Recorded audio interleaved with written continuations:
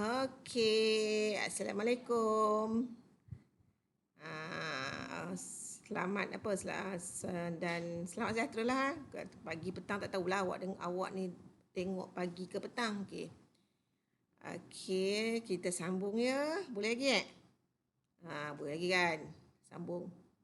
Kita nak tengok ni macam mana kejadian kita ni. Okey, sebelum tu sebelum cikgu lupa, awak tadi sebelum cikgu lupa ni awak cuba boleh isi ni. Perbandingan di antara spermatogenesis dengan oogenesis. Okey, awak isilah ni. Perbandingan, bila perbandingan mesti ada persamaan dengan perbezaan. Okey, cikgu tengok dalam buku teks form 4 yang baru silibus baru, ada dia punya satu jadual. Perbezaan di antara spermatogenesis dengan oogenesis, dia buat dalam jadual lengkap. Awak boleh pinjamlah buku-buku teks adik-adik awak. Form 4. Dia buat dalam bentuk cantik je. Dia punya ni, dia dah bagi dah. Okey, kita sambung. Mana kita berhenti dekat mana? Kita sambung. Okey. Boleh lagi Okey, tadi kita mana? Kita hide kan? Okey, ini di antara ini pun awak boleh cari ni keyword proses gametogenesis, spermatogenesis, oogenesis, ovulasi, persenyawaan, penempelan. Ini bahasa Inggeris cikgu buat lama dah, masa zaman-zaman bahasa Inggeris dulu ni. Awak cari dia punya ni. Semua ni adalah proses ya. Okey. Ini pun tadi benda yang sama, graf yang cikgu cerita tadi. Ini benda sama je. Kompositi buat apa? Awak boleh faham graf ni. Memang senang lah. Dia bagi soalan apa pun nanti saya boleh jawab. Yang penting hafal 4 hormon tadi ikut susunan. Nama hormon, nama kelenjar, fungsi dia. InsyaAllah awak boleh jawab periksa ni. Itu kena hafal lah. Okey, sekarang kita nak tengok proses seterusnya. Ini maksudnya ada persenyawaan dan ada penempelan. Okey, ini gambar rajah lah ya. Penempelan. Okey, tengok sini dulu. Okey, ini tadi proses apa tadi ni? Ini proses apa? Apa? Oogenesis. Oogenesis. Ini nama apa? Ini usid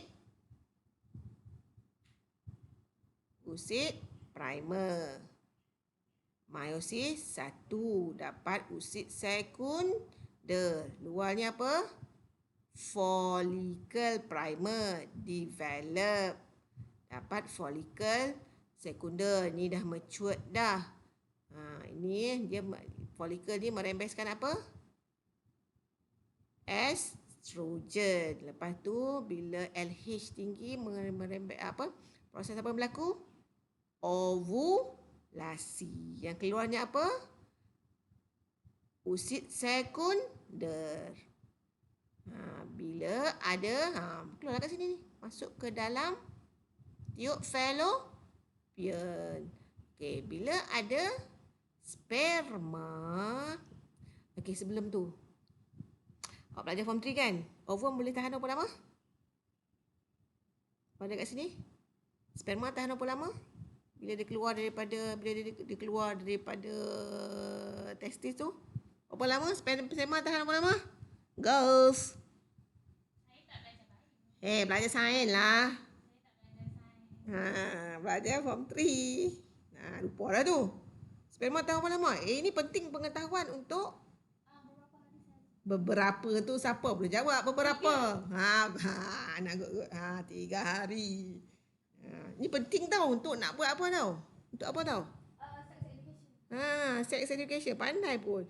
Untuk kita nak apa orang panggil? Family planning. Pengetahuan tu kena tahu. Sperma tahan maksimum 3 hari. Ovum ataupun usid sekunder berapa lama? Cepat. Ini sex education ni. Anak cikgu Bayu pun tak boleh. Macam mana ni? Dah beberapa hari tadi. 24 jam sehari. Itu Penting pengetahuan itu. Barulah nak senang nak family planning. Okey.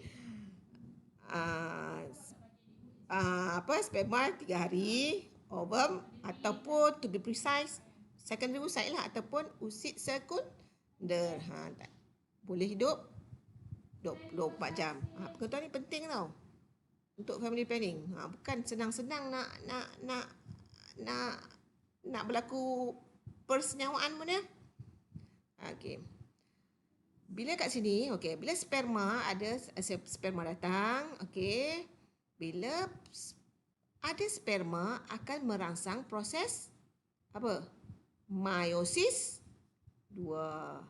So, oocyte sekunder akan melengkapkan proses meiosis. Meiosis 2 dia jadi apa? Ovum. Lepas jadi ovum terus jadi zygote lah. Sebab apa? Dalam sperma ada nukleus. Nukleus dia yang haploid tadi.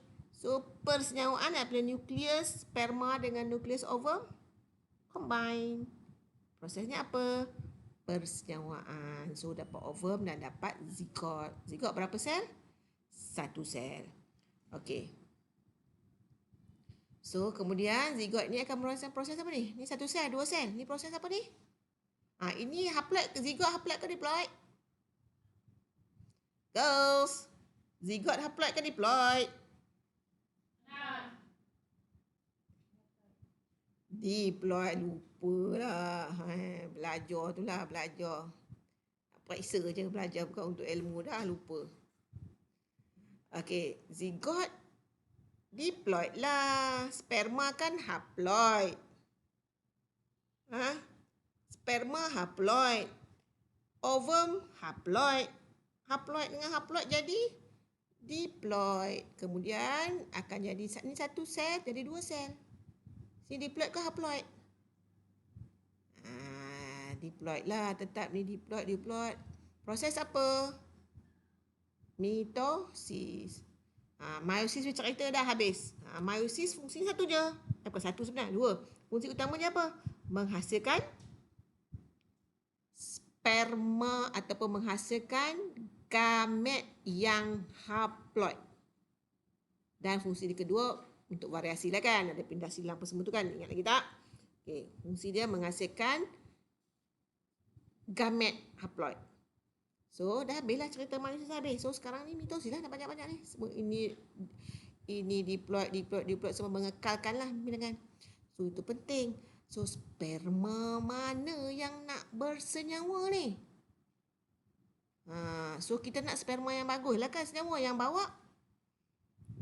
bawa nukleus yang membawa maklumat yang terbaik. Semua ciri-ciri yang bagus. Cuba kalau awak nak bagi ciri yang bagus, boleh ke awak pilih-pilih nak dapat ciri yang bagus yang mana? Sperma kan berjuta masuk. Yang akan senyawa 1 je.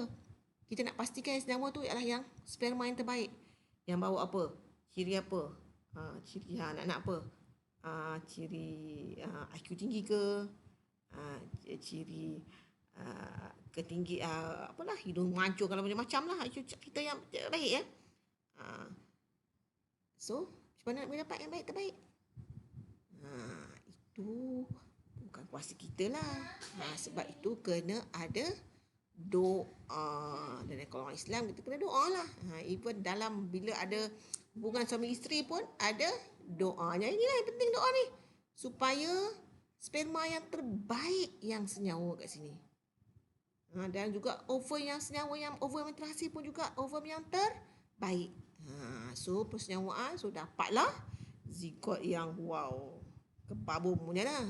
So senanglah sikit. Bila keluar nanti dengar cakap sikit, belajar pun senang. Tak adalah 10 kali cakap pun tak dengar-dengar lagi. Sebab apa? Sperma atau apa-apa lah yang senyawa itu. Sebab apa? Tak berdoa. So kita hidup kena banyak doa. Tapi apa-apa pun kita bersyukurlah ya. Apa yang jadi kita ni, syukur. Tapi ni semua ni kita boleh berdoa. Kekuatan kita ada doa. Okey, tak apa. Zygote, bila dah zygote dapat 2 sel, mitosis 2 sel, mitosis 4 sel, mitosis 8 sel. Okey, dia bentuk bulat. Okey, zigot. Dulu awak belajar zigot, lepas zigot embryo, lepas tu fetus, lepas tu keluar bayi. Okey, sekarang ada beberapa nama lagi yang awak kena ingat. Okey, ini gambar di sini ialah gambar struktur yang dinamakan morula. Tak ada, cikgu tak tulis lah pula sini. M-O-R-U-L-A morula. Dia morula ni ada jasad yang bulat, sfera, padat. Padat ya. 8 sel di sini lah. Morula. Okey, dengan sini cikgu ada agak ni. Tambah Okey. Ini apa tadi? Nukleus sperma, nukleus ovum, senyawa. Dapat zigot, 2 sel, 4 sel, 8 sel. Ini adalah morula. Ni pun morula. Mungkin sini 16 sel ni. Okey, dia bergerak. Boleh ni kita punya zigot ataupun struktur ni bergerak. Ada kaki kan nak bergerak ni? Cina dia gerak. Cina dia gerak asal-asal. Cina dia gerak. Pandai pun Ravesh. Cina dia gerak. Kan tiuk fallopian ini adalah otot kan. Dia buat apa? Contract and relax. Dia lebih kurang macam kita punya esophagus lah. Otot licin kan ada otot licin ni, contract relax, ada otot membulat, ada otot macam tolak. Sampailah ke dalam uterus. Penempelan pada dinding uterus. Yang dan jasad lain kan ni tadi morula ni, nampak tak lain sikit? Morula ni dia akan mengalami perkembangan, dia jadi struktur yang bentuk macam ni. Namanya ialah blastocyst. Englishnya blastocyst, Melayunya blastocyst. Dia ada macam apa ni kita panggil ni? Ruang kat dalam ni. Ni ada macam kosong lah, macam berongga. Berongga kat dalam ni. Okey? Nama dia apa? Blastocysta. Yang menempel adalah blastocysta. Okey, kalau awak minat ni bidang embryologi lah ya. Ini pun satu bidang sangat besar ni, embryologi dia. Macam mana perkembangan embryo dia. Okey, yang awak kena hafal, struktur yang menempel adalah blastocysta. Okey, good. Okey, prosesnya apa? Penempelan. Okey, ini pun gambar yang sama. Ini daripada segi hari lah ya. Ini tadi persenyawaan. Tadi gambar belah kanan, belah kiri. Ni belah kanan pula. Sama je lah. Fertilizer occurs about 12 to 20 hours after ovulation. Maksudnya apa? Kena ada ni, kedap je waktu yang boleh berlaku ovulasi ni. Daripada sini awak boleh kira tahu waktu subur. Waktu subur, bukan waktu subuh. Waktu subur bila nak bagi ada anak, bilakah hubungan perlu diadakan? Tak nak anak, hubungan bila hubungan perlu diadakan. Ini sebab apa ni? Sebab tu Tuhan suruh kita belajar dapat ilmu. Okey. Ini tadi day 0, lepas tu zigot, lepas tu first, ini berapa hari? Day 1, 2 sel. Lepas tu 4 sel. Early morula, day 3. Ni proses. Dalam masa berapa hari ni? 1 hari, 2 hari, 3 hari. Dah jadi morula. Lepas tu hari ke-6, ke-7 dah jadi blastocyst. Maksudnya lebih kurang kita katakan dalam seminggu lah pergerakannya daripada sini sehinggalah nak masuk ke dalam uterus untuk penempelan. Kan dalam masa yang sama so tadi ovulasi hari, katalah kita tengok normalnya, kita haid normal hari ke-14 kan? Hari ke-14. Okey, 14 sini berlaku persenyawaan. Okey, katalah 14, 15 persenyawaan, 15 sampai hari 21, 22, 23 berlakulah proses penempelan. Masa ni progesteron masih tinggi. Sebab apa? Corpus luteum ni kan ni. Corpus luteum menghasilkan progesteron. So tebal lah dia ni uterus ni. Okey.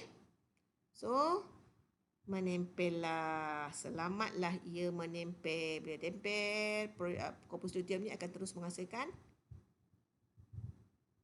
progesteron. Okey, bila dah menempel, okey, kita tengok pula perkembangan embryonya.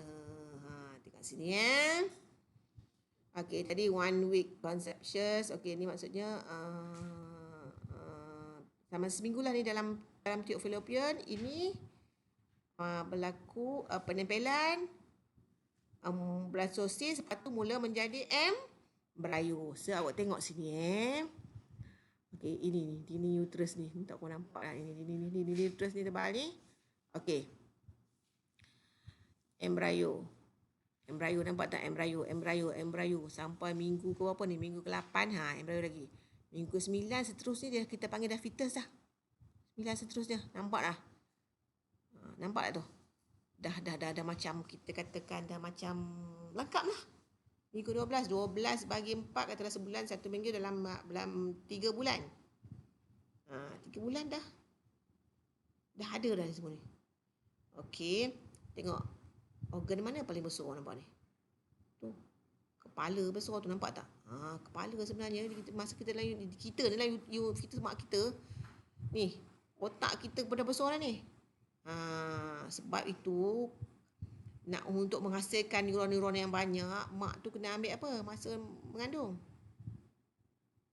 Kena ambil asid folik banyak. Sebab untuk perkembangan neuron. In fact, bukan kena ambil waktu mengandung je. Sebelum dah mengandung, sebelum mengandung tu dah start dah 2-3 bulan sebelum nak mengandung, dah ambil asid folik supaya nak pastikan brain ni, otak berkembang dengan baik. Itu usaha yang kita boleh lakukan di samping doa. Nak jadi apa nak jadi itu Allah punya kuasa ya. Okey. So sekarang tadi cikgu cakap ini semua ini adalah sel ini hidup kan, menjalankan proses mitosis kan. So dia perlukan apa? Dia perlukan nutrien. Dia perlukan oksigen. Dia perlu apa yang kita perlu, apa yang sel kita ni perlu, dia pun perlu. Sebab dia adalah organisme hidup. Dia ada satu sel yang hidup. So dia perlu semua. So adakah fetus atau embryo ni makan? Dia makan ke? Tak makan kan? Kalau makan dia mulut semua, dia tak makan. Dia perlu tak semua tu? Perlu. So dia ambil daripada mana? So dia dapatkan daripada emaknya. Okey, awak tengok di sini ya. Ini tengok sini Okey. Cikgu tak ni cikgu ni gambar ni dia tak ada gambar tali pusat semua. So cikgu ambil gambar lain pula. Perkembangan fetus. Cikgu patut. Okey. Pernah dengar perkataan placenta? Okey. Placenta ni orang Melayu sebut apa tau? Uri. Ingat tak? Bahkan nanti awak tanya mak awak, tanya bapak awak, tanya mak bapak awak. Mak, uri tu apa? Kalau awak tanya mak awak placenta apa dia tahu? Awak tanya mak dia uri. Uri tu nama sama placenta lah. Okey, sebenarnya cikgu cerita dulu lah. Bila kita keluar fetus, bila lahir, keluar dulu ialah baby tu keluar dulu, fetus tu keluar dulu. Lepas tu tali pusat. Lepas tu ada kena tolak pula, kena uri pula keluar. Uri tu apa? Placenta lah. Kan tadi dinding uterus sentiasa tebal. Sebab apa? Dinding uterus tu tebal. Sebenarnya tebal dengan apa? Tebal dengan blood vessel ataupun blood salur darah. Kenapa penting salur darah? Sebab nak membekalkan nutrien kepada fetus ini. Okey, macam ni ya. Okey. Uri tu boleh katakan kita katakan placenta katil kepada fetus ni. Okey, placenta. Okey, ini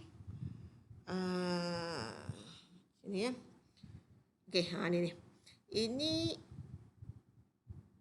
uterus. Ini placenta. Sini placenta ni apa? Dinding uterus yang tebal tadi lah. Ada banyak blood capillary. Blood capillary siapa? Blood capillary ibu dengan blood capillary fetus. Dia macam ni. Ni katalah salur apa panggil tali pusat. Ingat tali pusat adalah fetus punya. Tali pusat bukan mak punya. Tali pusat adalah fetus punya. Ingat. Okey, ni katalah ni tali pusat. Nampak ni? Tali pusat. Tali pusat. Ni katalah ni cikgu ni sebagai fetus ni. Ni tali pusat. Kat tali pusat itu terdiri daripada arteri dan vena tali pusat. Lepas tu dia ada blood capillary lah kan? Ingat arteri, arteriol, blood capillary. Arteri, arteriol, blood capillary, venule, vena kan? So, arteri membawa darah keluar dari jantung kan? So, kita anggapkan ini baby tadi. So, arteri tali pusat. So, bawa darah keluar daripada baby. Vena tali pusat membawa darah masuk ke baby. Okay? Jelas tak Okay, ni katalah blood capillary baby punya. Sebab ini tali pusat dia kan. So, dia duduk dekat placenta. Katakanlah ini placenta. Ni placenta. Apa tu placenta ni pula saluran ibu kan. Kat sini juga ada banyak blood capillary. Ini cikgu ambil ni. Ni blood capillary ibu. Ini blood capillary anak. Dia duduk dekat. Sambung tak? Dia tak sambung macam tu. Dia duduk dekat macam tu. Dia duduk dekat berlaku proses apa di sini? Kan? Apa baby nak daripada fetus, nak daripada mak dia? Dia nak semua keperluan dia kan?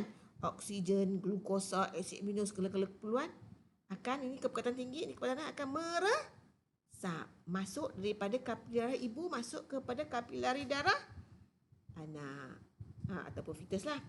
Lepas tu yang fetus nak buang ni banyak karbon dioksida lah apa yang dia kan menjalankan proses respirasi sel semua dia jalankan.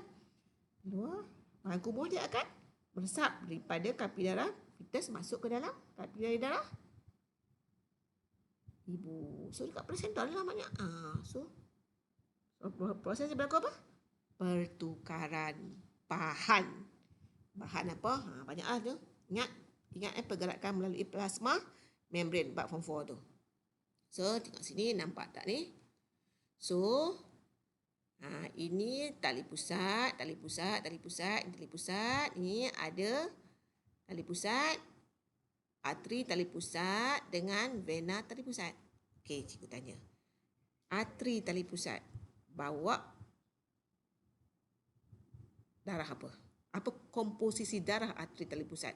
Perbezaan di antara arteri tali pusat dengan vena tali pusat. Arteri tali pusat ingat keluar daripada baby, daripada fetus. Keluar dari fetus so apa? Karbon dioksida banyak, darah tadi oksigen lah. Bahan kumuh banyak. Vena tali pusat kan masuk dalam bayi, masuk dalam fetus. So masuk apa? Glukos, oksigen. Sebab tu ingatlah cikgu kata, jangan hafal arteri membawa darah bawa oksigen kecuali arteri pulmonari. Tak mahu. Arteri membawa darah keluar dari jantung. Vena membawa darah masuk ke jantung. Macam bagi fetus, kita anggapkan fetus sebagai satu jantung lah. So, membawa darah keluar dari bayi, daripada fetus, arteri. Vena membawa darah masuk. Sebab tu kalau tengok dengan gambar ni kan, kalau merah kan, ini arteri ke vena ni? Arteri ke vena? Arteri tali pusat. Sebab apa? Sorry. Vena tali pusat. Sebab apa? Membawa darah beroksigen. Dan kan dia punya saiz dia lebih besar. Lumen dia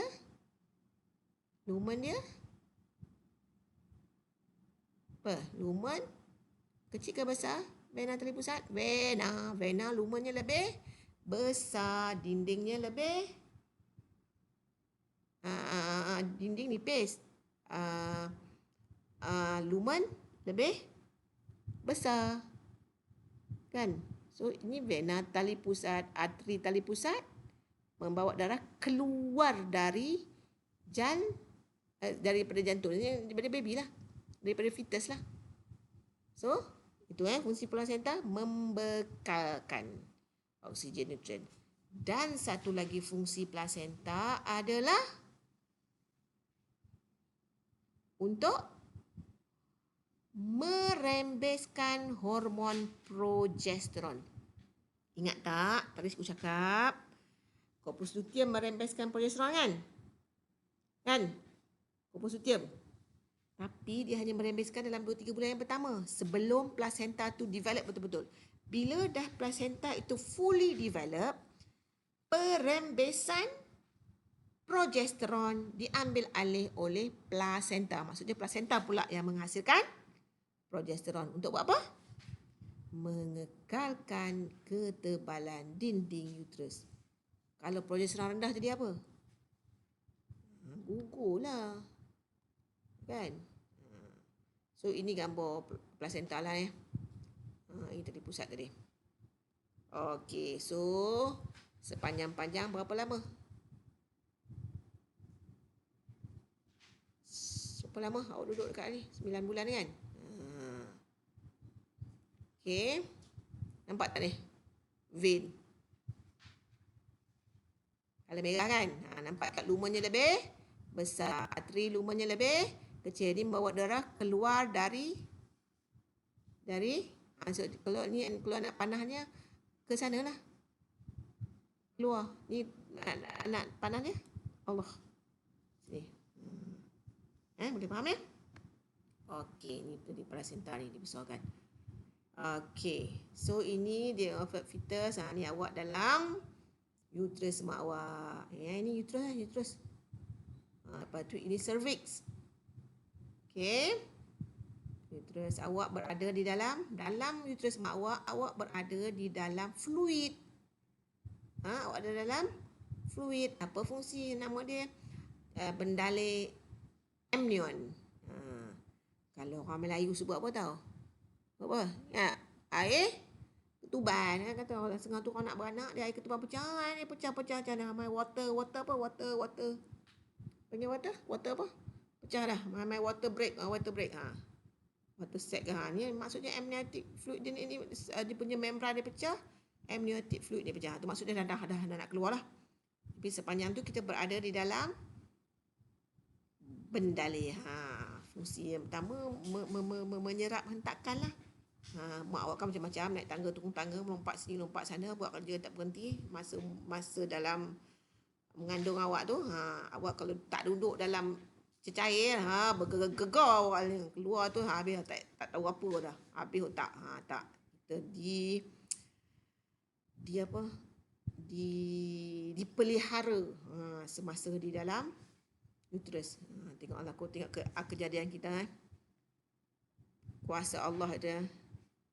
Sebenarnya kita pun, manusia pun tak tahu 100% what is actually happening in the uterus. Kalau kita tahu apa yang dalam uterus, boleh buat apa? Boleh buat uterus sintetik. Sampai sekarang manusia tak boleh buat persenyawaan, boleh buat in vitro fertilization kan, tak boleh senyawa, ada masalah senyawa, buat persenyawaan di luar. Tapi nak besarkan, nak perkembangan fetus tu tetap kena dalam uterus juga. Kalaulah boleh ada orang dia cipta uterus, maksudnya macam mana kita nak cipta, kita nak tahu lah apa sebenarnya berlaku. Sebenarnya kita tak tahu lagi apa sebenarnya 100% what is really happening in the uterus. Tidak boleh buatlah palsu punya. Okey, ini pun gambar perkembangan ini ni nak cerita ni lah. Kalau pernah dengar uri dekat atas, uri bawah. Ni. Uri dia kena macam ni. Plasenta kena sentiasa kat atas ni. Kalau plasenta kat bawah ni, bahagia lah ni. Sebab bila keluar nanti, keluar kepala dulu kan. Pusat, lepas tu ni. Doktor mesti cek. Kalau plasenta bawah, doktor akan buat lah. Kalau macam-macam lah ni. Kalau bagi bidan, dia kata dia perlu tolak lah, apalah. Kalau doktor mungkin dia akan buat. Dia tengok, dia scan, dia tengok, dia akan buat keputusan lah. Sama ada nak operate ke, nak beranak, nak deliver seperti biasa. Itu doktor punya keputusan lah ya. Okey, dah keluar. Ni normal placenta keluar. Okey, so dah cukup 9 bulan, keluarlah. Okey, dah keluar jadi apa? Ini gambar betul ya. Ini kan kalau awak tengok ni pun dia kencing. Mesti tanya awak, saya tanya mak awak, masa mengandung selalu nak kencing tak? Cik nak kencing je sebab apa? Sebab nampak tak awak dah tolak tu. Pundi kencing mak awak tu. Yang kecil lah tu yang sekejap nak kencing, sekejap nak kencing. Orang perempuan uretra dia dah pendek. Tu sekejap nak kencing tu. Lepas tu nanti bila nak ni cerita je lah ya. Bila dah nak bersalin, macam mana tahu nak bersalin? Semua cerita hormon lah. Allah punya kuasa. Hormon, ada hormon nak keluar lah. Ada hormon pula nanti akan keluar pula hormon untuk nak contract kita punya uterus tu pula. Uterus tu akan contract. Ni. Uterus dan contract ada hormon yang menyebabkan uterus contract. Kecut. Tolak lah. Itu yang rasa sakit betul tu. Masa contraction of uterus. Untuk nak tolak lah. Tolak awak keluar ni. Tolak sini keluar. So ni. Ini cervix. Ni cervix ni. Cervix ni akan buka. Ni juga hormon. Cervix ni daripada doktor kecek lah keluar. Buka 2 cm, 4 cm. Doktor kata nak keluar ni ada 10 cm dah ni. 12 cm. 12 cm tu nak keluar. Lepas tu doktor pun suruh push. Push keluar lah ni. Awak tengok ni. Kepala awak besar mana? Ini uterus mak awak ni. Ni uterus dalam uterus. Ni cervix ni dia akan buka. Masa uterus ni cervix ni buka, kontrak ni yang sakit ni. Lepas tu ni besar mana je vagina ni. Untuk awak keluar. Itu yang ada yang untuk koyak macam tu. Doktor akan koyak sikit keluar. Suruh dengar cakap mak ayah awak. Cakap mak awak. Sebab tu Nabi kata apa? Orang pertama ibu kan. Orang yang pertama apa? Cikgu lupa. Tapi dia kata 3 kali kan. Ibu. So jangan derhaka pada mak ayah. Selain daripada Allah cakap dalam Al-Quran, jangan derhaka ni. Tengok mak awak berkorban jaga 9 bulan betul nak keluar ni. Tanya dia. Sekarang ni elok ni masa PKP ni. Banyak-banyak lah sembang mak awak, ayah awak cerita. Dia kan cerita lah. Dia mesti seronok cerita. Okay. Dah keluar. Ni cerita ni tak adalah masuk dalam silibus ya. Cerita nak keluar ni cuma ilmu sajalah ya. Okay. So cikgu suka nak share lah ya. Nak share dengan awak. Beberapa ni perkembangan ni yang cikgu yang kita katakan ni perkembangan fetus. Rumusan lah. Okay, ini beberapa ayat Al-Quran yang dalam Al-Quran. Al-Quran ni 1400 tahun yang dulu dah diceritakan lah bagaimana proses penghasilan kejadian manusia itu. Ini surah apa? Surah Al-Hajj ayat ke-5 ni. Fa inna ma khalaqnakum min turab. A'udzubillahi minasyaitanir rajim. Fa inna bacalah ya. Fa inna khalaqnakum min turab. Sesungguhnya kami telah menjadikan kamu dari tanah, kemudian dari setitis mani, kemudian dari segumpal darah, kemudian dari segumpal daging yang sempurna kejadiannya dan tidak sempurna. Sebab ada yang sempurna, ada yang tidak sempurna. Agar kami jelaskan kepada kamu dan kami tetapkan dalam rahim. Rahim tu apa? Uterus lah. Kita dalam uterus mak kita ya. Jangan sebut awak jangan dalam perut mak awak ya. Kita tak pernah dalam perut mak kita. Kalau kita dalam perut mak kita jadi apa? Dalam perut ni apa? Dalam perut ada asid, dah kena apa? Dia tak ada lubang daripada mana vagina nak pergi ke perut tu. Perut dah ada asid kan? Dah kena hadam dah. Dah kena digest dah. Apa yang kami kendaki sampai waktu yang sudah tentukan. Maksudnya berapa lama kita dalam tu. Kemudian kami keluarkan kamu sebagai bayi. Kemudian dengan beransur-ansur kamu sampailah kepada kedewasaan dan di antara kamu ada yang diwafatkan dan ada pula antara kamu yang dipanjangkan umurnya sampai pikun. Tualah ya ni Indon ni supaya dia tidak mengetahui lagi sesuatu pun yang dahulu telah diketahui. Ni maksudnya orang tua betul lah ni. Ni ayat Quran ni. Lepas tu ada lagi surah Ar-Rum ayat 54. yang menjadikan kamu dari keadaan lemah, kemudian menjadikan kamu sudah keadaan lemah itu menjadi kuat, kemudian dia menjadikan kamu sudah kuat itu lemah kembali, maksudnya itu Allah lah. Ini kejadian kita Ini pun ini ayat mukminin, banyak-banyak beberapa tempat Allah berfirman mengenai kejadian manusia. So kita kena belajar lah ya. Ini juga sama. Dia menciptakan kamu dari seorang diri, kemudian dia jadikan daripadanya isterinya dan dia menurunkan untuk kamu 8 ekor yang berpasangan. Ini kena dia menjadikan kamu dalam perut ibumu. Ini maksud bukan perut lah, ini dalam uterus lah ibumu, kejadian demi kejadian dalam 3 kegelapan. Ini kena belajar tafsir lah ya. Okey, so itu sampai situ dulu untuk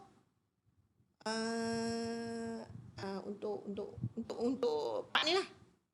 Okay, untuk part ni sampai tu sebab sampai dah keluar dah. Dah tahulah macam mana kejadian awak sekarang dah tahu sila fahamkan betul-betul. Lepas ni part akhir sekali adalah nanti cikgu akan isu family planning dengan family planning maksudnya nak isu ada 2 isu lah. Isu family planning dengan nak overcome infertility. Infertility tu maksudnya kemandulan. Pertama untuk merancang keluarga. Maksudnya nak anak-anak berapa orang? 5 orang ke? Nak anak-anak 2 tahun sekali ke? 3 tahun sekali ke? Setahun sekali ke? Itu family planning. Lepas tu ada yang dah kahwin, tak dapat anak pula. Yang first tu senang dapat anak, tapi tak nak anak. Nak plan cara yang betul. Kemudian yang kedua tak boleh pula mandul pula, tak boleh beranak pula. Itulah semua orang berbeza-bezakan, ada Allah bagi macam ni, ada macam ni, tapi kita kena cari ilmu. Okey, nanti itu part seterusnya kita akan belajar pasal isu berkaitan dengan pembiakan. Okey, so kita berhentilah. Okey tak? So far okey? Boleh ni? Ini kalau belajar kat kelas ni dah berapa kelas ni? Ada seminggu, 2 minggu ni. So fahamkan. Kalau tak faham, ulang. Nanti kita buat appointment Google Meet.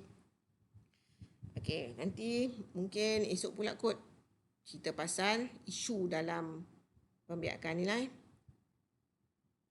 Okey. Assalamualaikum. Bye-bye.